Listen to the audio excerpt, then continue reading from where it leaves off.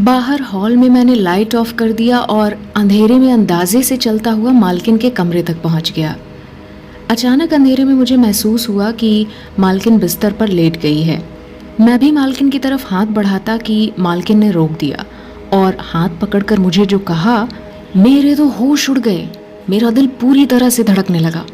मैं अपनी जगह पर बैठा रह गया। मेरे लिए हरकत करना मुश्किल हो रहा था। मैं गुजरात के एक गांव का रहने वाला था। मेरा परिवार बहुत ही गरीब था, इसलिए मेरे लिए काम ढूंढना या कमाना मुश्किल था। मैं अपने माँ बाप को मुश्किल की ज़िंदगी जीते देख रहा था। मैं चाहकर भी उनकी मदद नहीं कर पा रहा था। मेरा बस नहीं चल रहा था कि किसी तरह से पैसे जमा करके उनके आगे दुनिया की हर चीज़ का ढेर लगा दूं।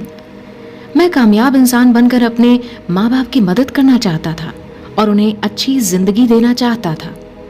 इसलिए पढ़ाई हासिल करना मेरा ख्वाब था, क्योंकि मैं जानता था कि पढ़ाई हासिल करने के लिए भी पैसे नहीं थे। हमारे घर में खाना पीना भी बहुत मुश्किल से होता था। इसलिए मैं जानता था कि अगर मैं अपना यह शौक जाहिर कर लेता तो मेरे माँ बाप अपनी ज़िंदगी को मुश्किल में डालकर भी मुझे पढ़ाते। मैं स्वार्थी नहीं बनना चाहता था, इसलिए मैंने अपने शौक अपने अंदर ही दबा दिए और यह बात मुझे और भी ज़्यादा उदास करती थी। यह उन दिनों की बात है जब मेरी मालकिन मेरी ज़िंदगी में आई थी। मालकिन बड़ी उम्र की औरत थी और अकेले रहती थी। उनके पति ने उनको तलाक दे दिया था।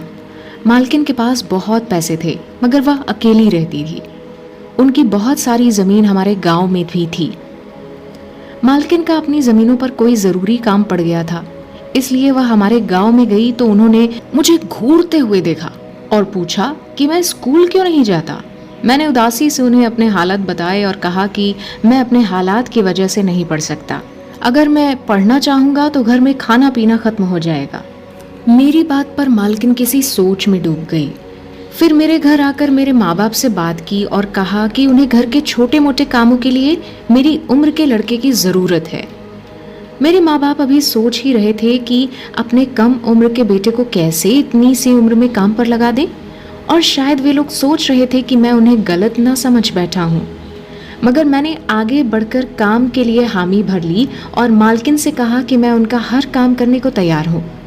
मालकिन मेरी बात से खुश हो गई। मुझे तब बिल्कुल अंदाज़ा नहीं था कि मुझे क्या क्या काम करना है। मुझे यही लगा था कि मालकिन अपने खाने के मुताबिक छोटे मोटे घर का काम करवाएगी। मैं तो हर किस्म का काम करने को तैयार था। मैं खुशी खुशी राज़ी हो गया, लेकिन मेरे माँ बाप खामोश थे। मालकिन ने मेरे माँ बाप को अच्छी खासी रकम पकड़ा दी और यकीन दिलाया कि हर महीने वक्त पर वह पैसे भेज दिया करेगी ताकि हमारे घर के हालात भी बेहतर हो जाएं।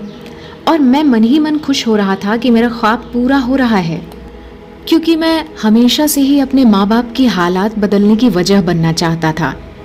मैंने अपना थोड़ा बहुत सामान बांध लिया और मालकिन मुझे लेकर शहर चली आई। मालकिन का घर बहुत बड़ा था और मैंने जिंदगी में पहली बार इतना बड़ा घर देखा था। मालकिन ने मुझे एक अलग कमरा रहने के लिए दिया। वह कमरा बहुत छोटा था, मगर बहुत अच्छे से सेट किया हुआ था। उस कमरे में महंगा फर्नीचर लगा हुआ था और ऐसे लग रहा था कि जैसे वह कमरा मेरे ही हिसाब से तैयार किया गया हो। मालकिन ने मुझे छोटे मोटे काम समझाए, जिनमें उनकी गाड़ी पर रोजाना कपड़ा मारना, रात के वक्त उन्हें दूध के साथ पानी देना, 3 वक्त खाने के बर्तन धोना जैसे कुछ काम जो मेरे लिए बहुत आसान थे। मालकिन के लिए खाना बाहर से बनकर आता था। मालकिन मुझे अपने साथ खाना खिलाती। उन्होंने पहले ही रोज मुझे अच्छे अच्छे कपड़े और जूते भी दिए थे। मालकिन की मेहरबानी यहीं पर ही खत्म नहीं हुई, बल्कि उन्होंने मुझसे कहा कि वह जल्दी ही मेरा किसी अच्छे से स्कूल में एडमिशन भी करवाएंगी ताकि मैं पढ़ाई लिखाई कर सकूं। मैं बहुत खुश हो गया था। मुझे लग रहा था कि जैसे मैं यहाँ काम करने के लिए नहीं आया, बल्कि मुझे मालकिन ने गोद लिया है। मगर जैसे ही रात हुई, मालकिन ने मुझे अपने कमरे में बुलाया और एक खुशबू वाली शीशी पकड़ाकर कहा कि मेरी मालिश कर दो। मैंने सर हिला दिया और जल्दी से तेल की शीशी थामकर मालकिन के पैरों के पास बैठ गया। मुझे लगा कि मुझे मालकिन के पैरों की मालिश करनी होगी और मैं यह खुशी से करने को तैयार था। मगर मालकिन ने रोककर मुझे अपनी कमर की मालिश करने को कहा तो मैं बौखला गया। मुझे ऐसा करते हुए बहुत झिझक आ रही थी और उलझन भी हो रही थी, लेकिन जैसे तैसे मैंने मालिश की और मैं फिर उठकर कमरे में चला गया। मुझे लगा कि वह सफ़र करके आई है इसलिए थक गई होंगी, इसलिए मुझसे मालिश करवा रही है।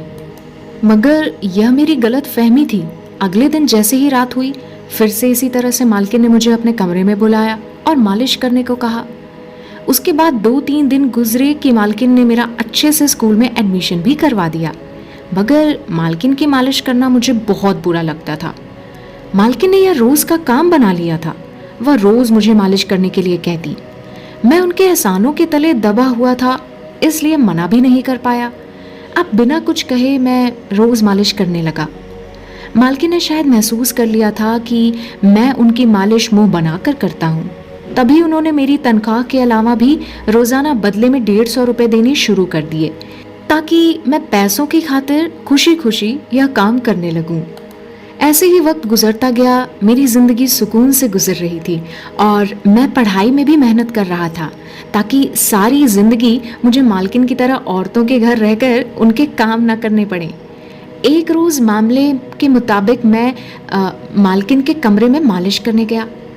मालकिन ने मेरी तरफ देखा कि मैं बहुत मायूसी से मुंह बनाकर मालिश कर रहा हूँ, तो मालकिन बोली कि मैं जानती हूँ कि मेरा यह काम करना तुम्हें बुरा लगता है, लेकिन मैं मजबूर हूँ, इसलिए तुम्हारे मुंह बनाने के बावजूद भी तुमसे यह काम करवाती हूँ।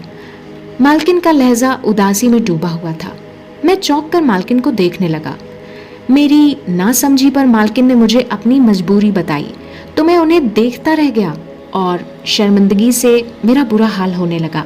मालकिन ने बताया कि उन्हें रीढ़ की हड्डी का मसला है, जिसकी वजह से वह रात को मालिश किए बिना नहीं सो सकती।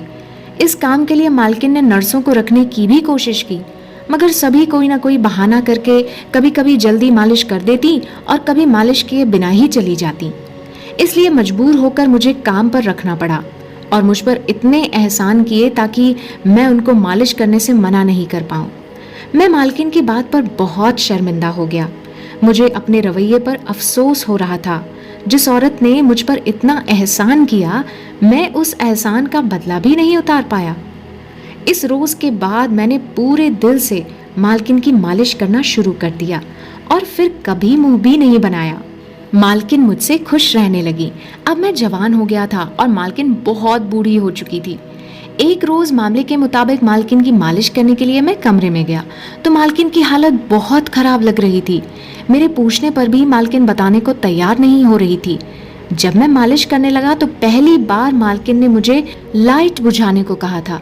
मैं हैरान हो गया, मगर मैंने उनके कहने पर अमल किया और उनके पास बैठ गया।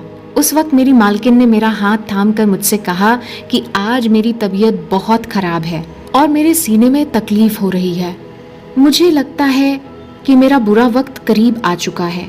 मालकिन की बात सुनकर मुझे खुद ठंडा पसीना आने लगा। मैं चुपचाप बैठा था। मालकिन बोली कि तुम्हारी सेवा ने मेरा दिल जीत लिया। अगर मेरा कोई बेटा होता तो तुम ही होते। मैं अभी भी तुम्हें अपना बेटा समझती हूँ। मैंने अपनी जायदाद तुम्हारे नाम कर दी है। अपना ख्याल रखना। मालकिन ने इतना कहा और उनके हाथ नीचे गिर गए। मैंने जल्दी से उठकर लाइट ऑन की तो मालकिन को देखा और जल्दी से डॉक्टर को कॉल लगाई। मालकिन बिल्कुल बेचैन हो गई थी। डॉक्टर ने जाकर चेकअप किया और मुझे मालकिन के मर जाने की खबर दी। मुझे बहुत बड़ा सदमा पहुंचा था। मैं रो रो कर पागल होने लगा था।